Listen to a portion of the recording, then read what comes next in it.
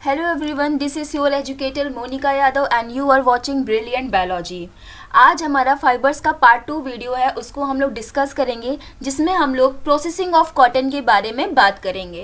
Processing of cotton का मतलब है कॉटन बॉल से कॉटन्स के फाइबर्स को निकालना और उससे प्रॉपर फाइबर्स को बनाना। ये कितने स्टेप्स में आता है, तो यहाँ पर मैंने इसको 5 स्टेप्स में कैटेगराइज किया है, जिसमें से फर्स्ट स्टेप है आपका ginning, second step is baling, third step is picking, fourth step is carding and fifth step is combing. आप साइड में इन पिक्चर्स को देख के समझ सकते हो कि इन स्टेप्स का कैसे यूज़ किया जाता है। अगर हम 1 बाय 1 स्टेप्स को डिस्कस करें तो जो हमारा पहला स्टेप है गिनिंग, तो गिनिंग में क्या होता है, पहले स्टेप में जिसे हम गिनिंग कह सकते हैं, इस प्रोसेस में कॉटन की जो सीड्स होती हैं उनको कॉटन फाइबर से अलग किया जाता है। मान लीजिए आपको पता है ये कॉटन का सीड कोट है और इसके अंदर आपके कॉटन्स के, इसके ऊपर आपके कॉटन्स के फाइबर्स प्रेजेंट हैं। तो इस प्रोसेस में क्या करेंगे, इस प्रोसेस में इन फाइबर्स को हम सेपरेट करेंगे। ये जो हमारे फाइबर्स हैं इनको हम सेपरेट करेंगे, अलग करेंगे, किससे, फ्रॉम सीड से, क्योंकि जो सीड है वो हमारा एज अ डेब्रिस यहाँ पर यूज़ की जा रही है, मतलब सीड का इतना यूज़ नहीं है। तो यहाँ पर हम सीड को एक तरफ कर लेंगे अलग और दूसरी तरफ हम फाइबर्स को सेपरेट करते रहेंगे। ये जो गिनिंग की प्रोसेस है जिसमें हम सीड में से फाइबर्स को एक्सट्रैक्ट करते हैं, इसके लिए हम 2 टाइप की मशीनरीज़ का यूज़ करते हैं। पहले टाइम में ये प्रोसेस हाथ से की जाती थी, मैनुअली किया जाता था कि सीड को अलग रख दिया जाता था और फाइबर्स उसमें से निकाल कर अलग रख दिया जाता था। अब यहाँ पर 2 टाइप की मशीनरीज़ का यूज़ किया जाता है, जिसमें से पहली मशीनरीज़ का नाम है रोलर गिन। यहाँ पर रोलर गिन का यूज़ कर सकते हैं हम, या फिर यहाँ पर हम यूज़ कर सकते हैं सॉ टाइप गिन। पिक्चर्स में आप लोग देख सकते हो, यहाँ पे सॉ टाइप गिन एंड रोलर गिन्स का यूज़ करके हम पहली प्रोसेस में फाइबर्स को सीड से सेपरेट करेंगे। नेक्स्ट स्टेप हमारा गिनिंग के बाद चला आ जाता है, जिसका नाम है बेलिंग। इस बेलिंग का मतलब होता है कॉटन फाइबर्स जो हमने सेपरेट किया है उसकी अब गांठें बनाना, उसको नोड्यूल्स उसकी तैयार कर लेना। तो इस प्रोसेस में ये जो यहाँ पर हम रोलर गिन में जो फाइबर्स को निकाले हैं, सेम इन्हीं फाइबर्स को भेजा जाता है बड़ी बड़ी मशीनरीज़ में, जिसके अंदर आपकी हाइड्रोलिक प्रेस लगी होती है। यहाँ पर हाइड्रोलिक प्रेस से क्या होता है, ये हाइड्रोलिक प्रेस जो होती है, ये जो गेंस वाले कॉटन्स हैं इनको बॉल टाइप में इसको प्रिपेयर कर देती है, ये इसकी गांठें बना देती है।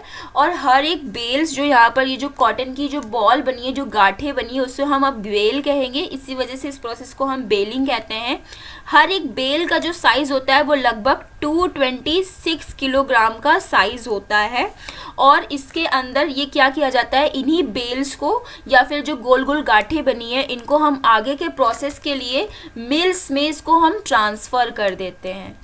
तो सबसे पहले क्या किया, फाइबर्स को सीड से सेपरेट कर लिया। ये सेपरेशन 2 मशीनरीज़ की हेल्प से हुआ, रोलर गिन या सॉ टाइप गिन। अब ये जो रोलर गिन में जो यहाँ पर आपके फाइबर्स जो हैं उनको हम बेलिंग के प्रोसेस में ले जाएंगे।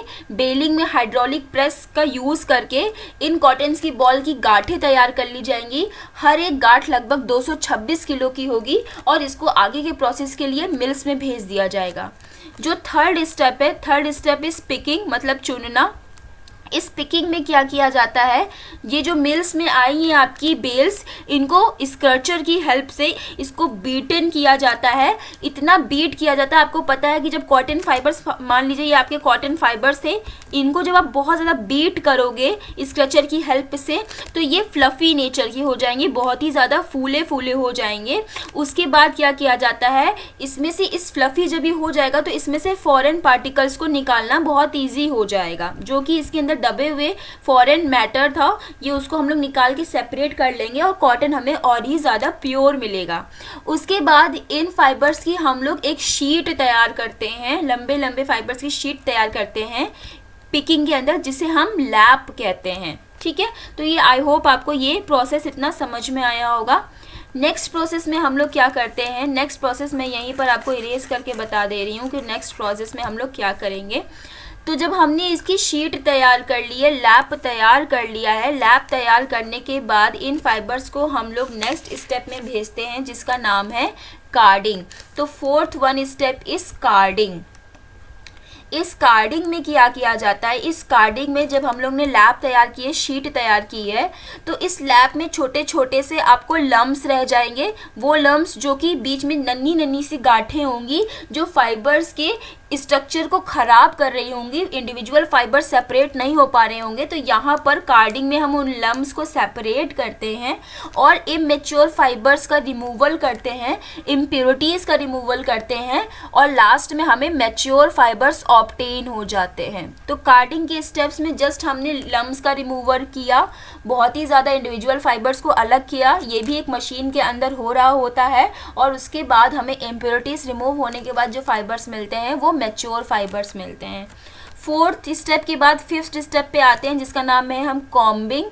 कॉम्बिंग का मतलब ही जैसे क्या होता है, कॉम्बिंग का मतलब कॉम्ब का यूज़ करते हैं। इसमें कॉम्ब लाइक स्ट्रक्चर होता है जिसमें ऐसे ऐसे दांतें बनी होती हैं, यहाँ पर फाइबर्स आपके फैले होते हैं, ये कॉम्ब्स उस पे ऊपर चलाए जाते हैं और एक एक फाइबर्स को, आपको पता है जैसे आप कॉम्बिंग करते हो आपके एक एक फाइबर्स मतलब जो बाल हैं वो स्ट्रेट होते हैं, उसी तरीके के यहाँ पे जो फाइबर्स हैं ये भी आपके लंबे लंबे स्ट्रिप्स में होते हैं और ये थिन पतली शीट्स में ये सेपरेट होते जाते हैं, स्ट्रेटिंग की जाती है इनकी।